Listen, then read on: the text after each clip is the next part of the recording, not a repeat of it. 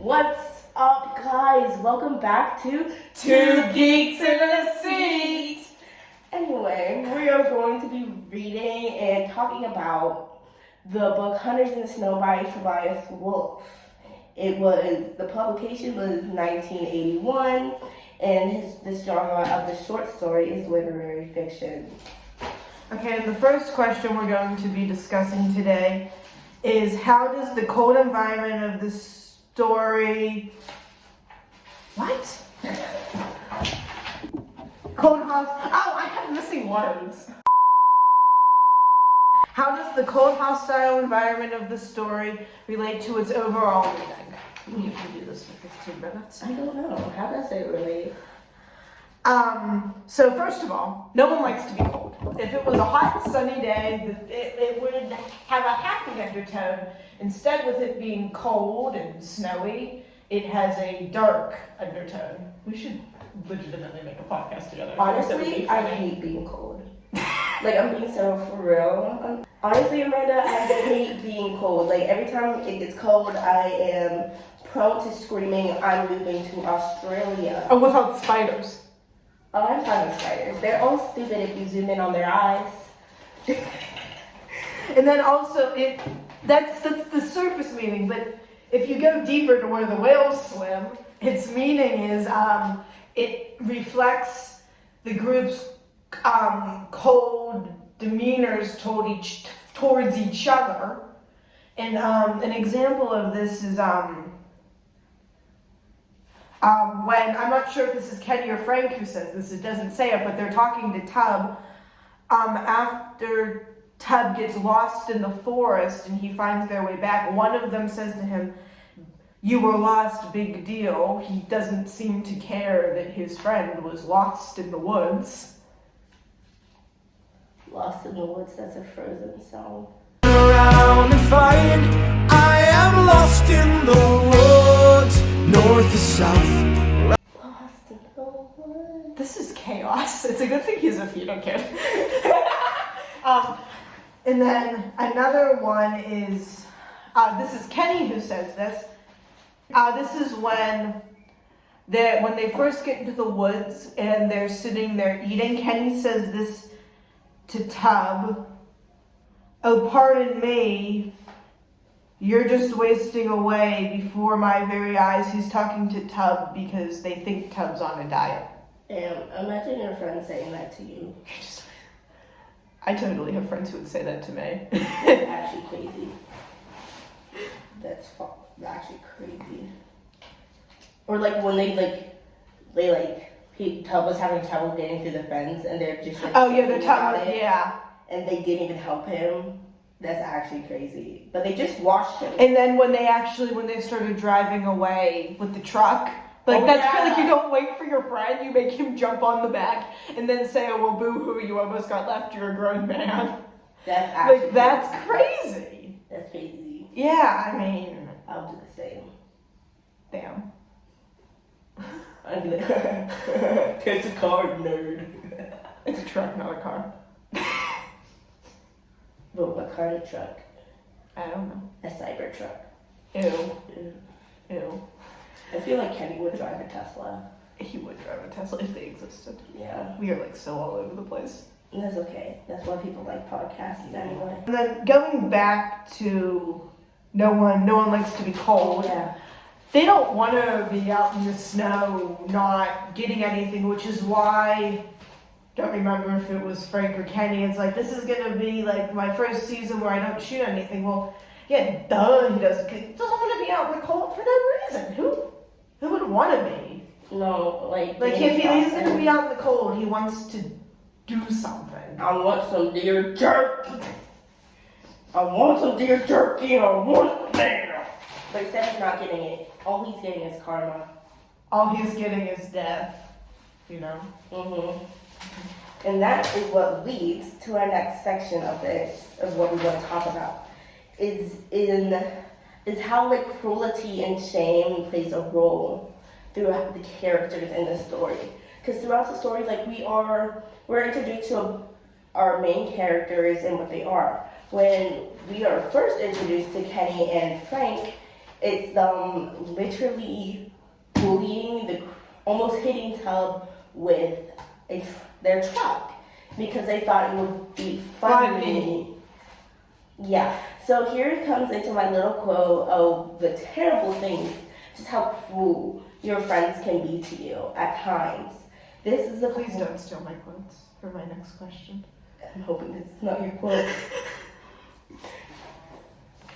It doesn't really say who says this because since it's the beginning, it could have been Frank, it could have been Kenny, but the quote says, and I quote, "You ought to see yourself," the driver said.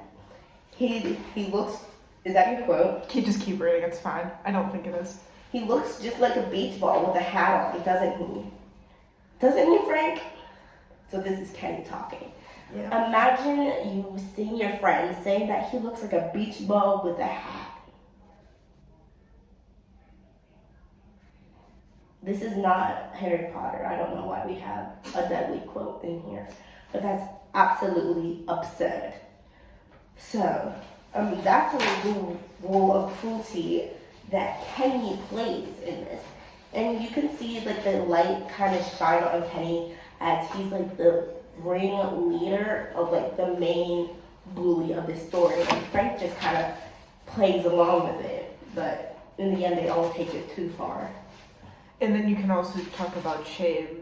You know, no one shames Oh, Frank yeah. for being a pedophile. Yeah, They're like, yeah. oh, okay. Okay, the only person that really shames him Tub didn't even is really Tub. But he didn't shame him. He's just like, oh. But that's not shaming someone. But all they do is shame Tub For being fat. fat. But yet Frank wants to get with a 14, 15, 16-year-old. 14, yeah. Like 6 or 7. But, But like, they shame Tub for being fat, but not for Frank being a pedo? I don't get the resemblance. Yeah, like, I feel like fat and pedophile, like, this is bad, but this is good. Like, Pedophile good, fat bad? Yo, But then wait, what if he was a fat pedophile, I was just about to say that. Then what is he? then what is he? Then what is he? What is he then? Please put your comments below because what is he? What is he? What is Frank? What is it? And if he was fat, what would he be? A fatophile. And you're like, you like fat people? Oh shit. Dude. Then I don't know. I don't know what He just needs to be the locked up. Yeah, put it in the comments below what you think. Put it in the comments because apparently they are a different breed. Bro, this better get views on your YouTube channel. Honestly, yes. All my 5 subscribers, like and comment below. And if you like this podcast and me and Amanda should still continue to Geeks in the Sea, we'll be loving that. We'll be talking about our latest hyperfixation. We should do like a weekly podcast. Honestly, that would be so fire. We should. Yes. And then we just come and debrief. Yes. Okay, We yes. could like do it at Forbes or something. Yes. Oh my god. Yes. Okay, next question. Okay, next question. No, I got this one on the head, so you better do something good or I'm gonna steal this question from you. Okay, number 2. Yeah. Your second question, yeah. So now we're going to talk about how the dynamic change of power changes throughout the story. Now this story is very rich, I would like to say, in the power dynamics changing. So for the example, what is a really good dynamic is kind of what we already talked about how Kenny and Frank are our main ringleaders, but more so Kenny is the main leader. More so Kenny, who loves to be picking on anything that lives or breathes. Including non-living posts. Exactly. He's just a not good person. Like, literally, I think if he was real, he would be a Republican. Oh, hell yeah, is that even a question? Honestly, no. I feel like They're all MAGA. Honestly, no, except for Tub. I feel like he would be Tub.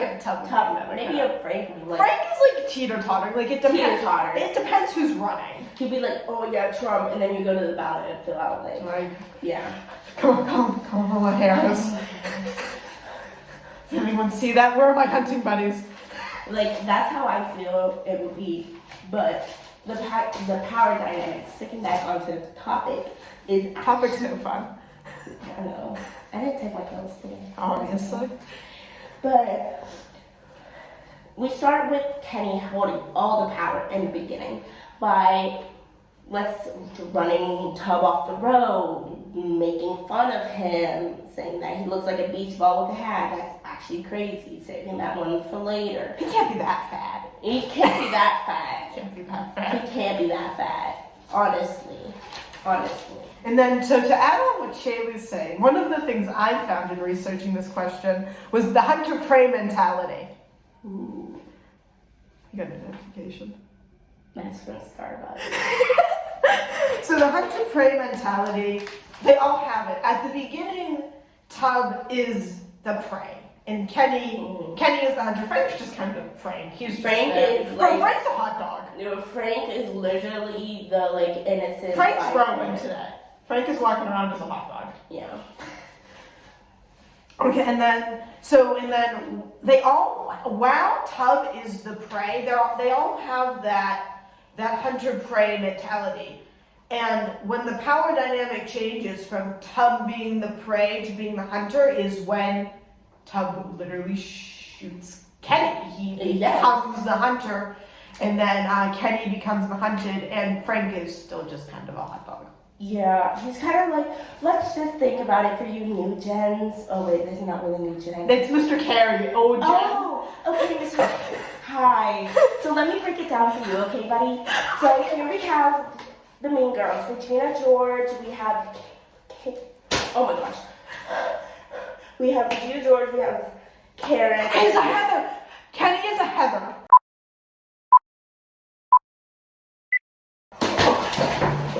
Okay, let's talk about Heather. Okay, so we're gonna have our Heathers. We have Heather Duke, we have Heather Romero, and we have Heather Chandler, the mythical. If you know what I'm say that. I know, that's why I did. But anyway, so Kenny is Heather Chandler, like the top tier mean girl. Shut up, Heather. Sorry, Heather. Look who's with her. Oh my God. Dang. Okay. This needs to be a podcast. Okay. So I love Heathers. I'm sorry. Not even the musical one. Okay, just the movie next podcast. So, Kenny. I think that Frank fits with Heather McNamara. She's there, but he's like in the middle. Yeah. And Tub is definitely our Heather Duke. Definitely the green one. Definitely Heather Duke, who is waiting for her chance to shine. And he takes it. He takes it. That's actually, I'm not going to talk much about that because that's in my next question. Yeah. So you can definitely see the power dynamic shift in Tug when Kenny gets shot by Tug. It's like Frank goes along with whoever he thinks is top dog. So when Kenny is making fun of Tug, he's like with Kenny, like, Tug, yo, calm down. It's not that bad. No, buddy. Yeah, bro. But then after Tug shoots Kenny, Frank tells Tug that he's a pedo and then, makes Tug be fat. Like, he, goes along with Tub and is kind of like, yo, no, I'm on your side. Don't shoot me. Don't shoot me, please. Please. But that's how, the power dynamics change and how everything can be a little bit crazy and through the story. But even though, when Tub shot Kenny, yes, it was a shocking scene, but it was not as shocking as when he shot the dog out. Honestly, yeah. And why didn't we get a description? A description of the dog, in the bullet in its head and the blood running down its face. That's actually crazy. But it's one of the best scenes for the deeper meaning of this short novel is the power dynamics. It shows so much strength, even though Tub shooting Kenny and Kenny shooting the dog, it all connects, making it into one masterpiece of a short novel. Okay, and then for our last question, we have and yes, this is very similar to the other question, how does the relationship between the three friends change from the beginning of the story till the end? That's basically the same question. I know, I had to ask him to explain it multiple times. And yes, Mr. Carey, this is directed at you. The questions are way too similar. Exactly. Give us something harder. I don't know about that one, Chief. Yeah. Okay, so in this question, we're going to talk about gender theory. And don't all you maggots go clicking away. It's not that kind of gender theory. Yeah, click back on. I feel like we're like, this is if Sammy Colby had a podcast. This is what I feel like. Yeah. Okay, so gender theory is how, in the context of this, is how the men interact with each other. And why does this interact? I guess like because you're colliding. Yeah, they're like colliding. You're colliding yeah. stereotypes. This is how they interact. So at the beginning of the story, as Shaylee rudely stole my quote. Oh, I did? Yeah, you totally stole my quote. At the beginning of the story, when Kenny almost runs Tub over with his truck, I had this planned out before she did not. She's the thief.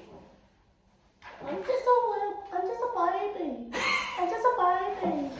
We're over our time. I don't think he'll care though. No. So after, Kenny is driving the car, the truck. Yes. So Kenny is driving the truck, Tub's standing there, and this truck, this is Kenny, this is Tub, this is the truck. Yeah, so I'm getting hit by a cycle truck. But like he moved out of the way, he didn't actually get hit, But can't get hit by a truck, but we can shoot a dog at our friend, Yeah. Standards, morals. So rad. Yeah, bro. Let's get some Bud Light after this. Let's go surfing. Sorry, just dying. So yeah, and then, Tub is obviously, peeved that he almost got hit by a truck. I don't think that would be very fun. No, imagine almost getting hit by a truck. Like driven by your best friend. Imagine your best friend almost hitting you with a truck. Actually, no, I feel like that's pretty normal. I totally feel and like I'm going to, my best friend would try to hit me with a motorcycle. Honestly, I'm going to insert a little photo of what I feel like this was tough. This was tough.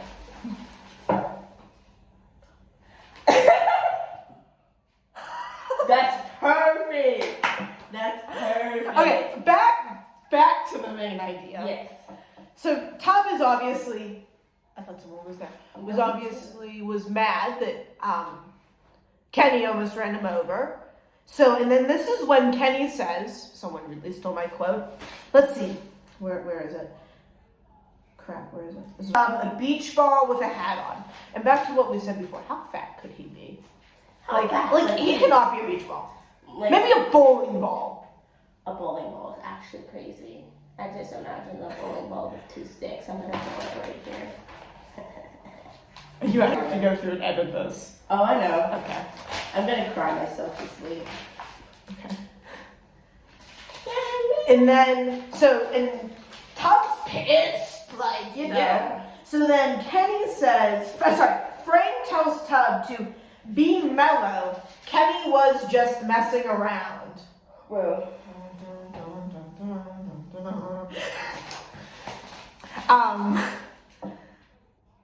So obviously at this point of the story, this is where the gender theory comes in. Not that kind of gender theory. No, not that kind. So through Kenny and Frank's eyes, they're friends with Tub, because they're just messing around. They're dudes. This is how they show they care about each other, and I'm guilty of that. If I'm mean to you, that means you're my friend. If I'm nice to you, I don't like you. Just, PSA. So the gender theory, they're like, this is how we interact, but Tub, dude, I swear I saw someone again. No, for real. I swear this We're being haunted. Through Tub's eyes, they're not friends, because he's like, yo, bros, what the hell? I thought I was your friend. Why are you trying to hit me? Well, because you're fat. Duh. But, you shouldn't be offended by that. We're friends. I didn't want to damage my truck, man. Well, if Tub's as fat as they say, it just would have bounced right off of him. But the impact was still leave a crater on the hood. Yeah, a big one from Tub. Honestly, I feel like that's something Kenny would say. Sorry, man. I didn't want to damage my truck. Like park 5 miles down the street and make him walk. Like, I didn't want to get any closer. I thought you dent my truck. Honestly. Surprised Kenny lets Tubbs sit in his truck. Like, he doesn't say, like, the floor caves in. Ooh. Big brain, big brain. Okay. And then after Kenny shoots the dog, and Tubbs shoots Kenny because Tubbs thinks Kenny's gonna shoot him, and they go in the farmer's house to call the hospital, but the hospital's 50 miles away, and all the ambulances are out, so they put Kenny on wood and try and lift him into the truck, and when they try and lift him into the truck after gender theory comes into play again here, Frank tells Tubb, "You fat moron, you aren't good for Diddy. No baby oil." I'm so mad that he only got 4 years. He's got 4 years! How?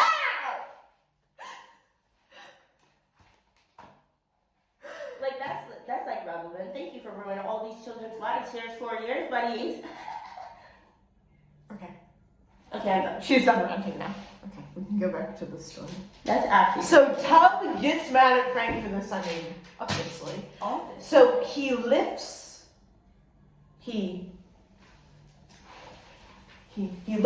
Frank up by his collar, puts him up against the fence, and starts telling him, "You don't know about me, you don't know about my glands! I can't do anything about it." What you know about me? What you know about moving down in the deep?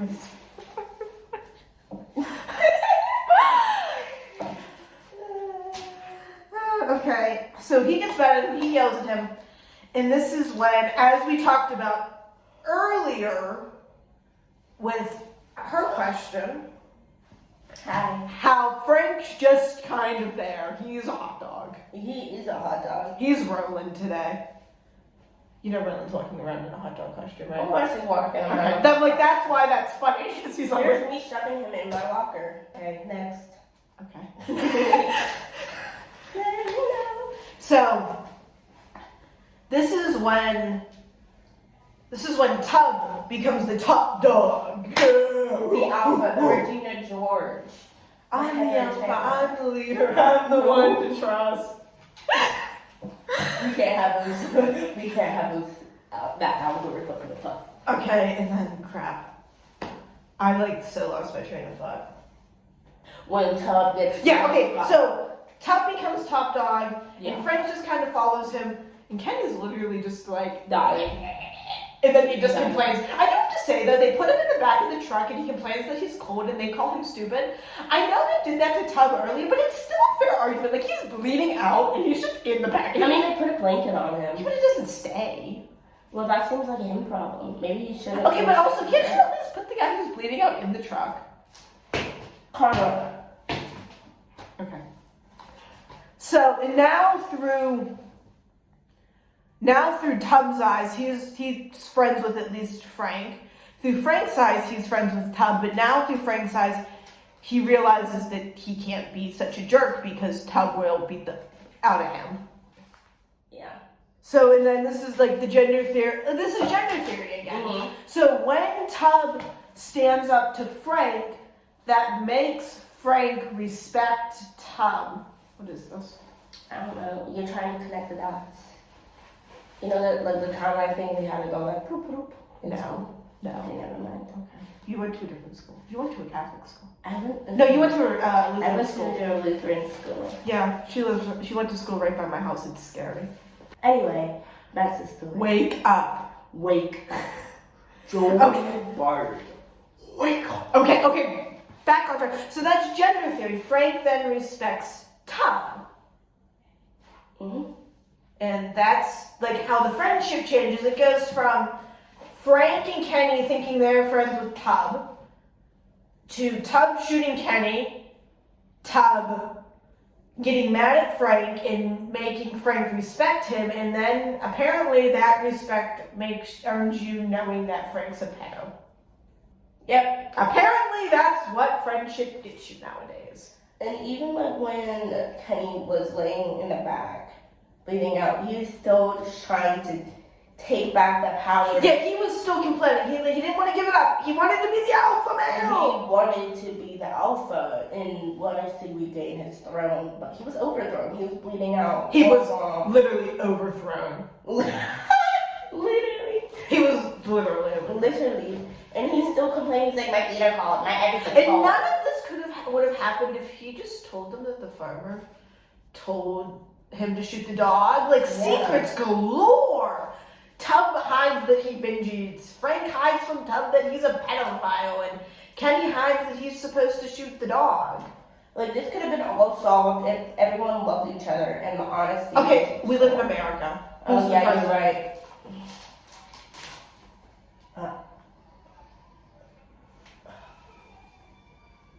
Sounds like a dying cat. Or a clarinet. Sorry. If you played a clarinet wrong, I mean. No, then you sound like a seagull. I feel like we didn't answer this last question very well, so I'm going to try and talk about it more. The gender theory is that Frank and Kenny think it's normal. They're like, you're our buddy, man. Of course we're going to make fun of you. But Tub's like, yo, guys, this isn't funny. And then Frank's like, yo, man, it's just a joke, yo. Red. And then when Tub finally stands up for himself, Kenny's like, okay, man, like. And then, so Tub's like going against gender theory. I know like Maga's like that, going against gender theory. Politics. So he's going against the gender theory, but yeah, in a way, but also no. In Tub's eyes, it's going against gender theory, but not in Frank's, because Frank's like, yo, this dude stood up for himself. I respect him. You know? Yeah. Okay. Are we good? Yeah.